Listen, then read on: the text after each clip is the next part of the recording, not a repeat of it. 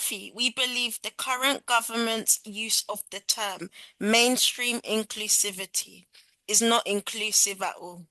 In fact, it is oppressive. There is a lack of clarity around the term. One point it does not address is how many disabled young people will end up in units within mainstream schools Ooh. being taught in separate classes away from their non-disabled peers. Another issue is not being tackled is the harm and torture that takes place in many SEN units through force and restraint being used on young disabled people to manage their behavior. We want the upcoming white paper to address this confusion around the definition of inclusive education. My call to action is that the white paper must apply the UNCRPD definition of inclusive education.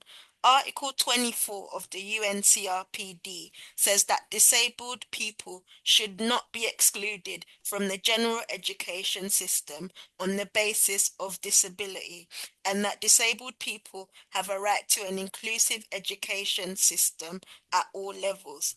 Language is powerful and it has real life consequences for disabled people. The government needs to recognize the education of disabled children and young people as a human rights priority.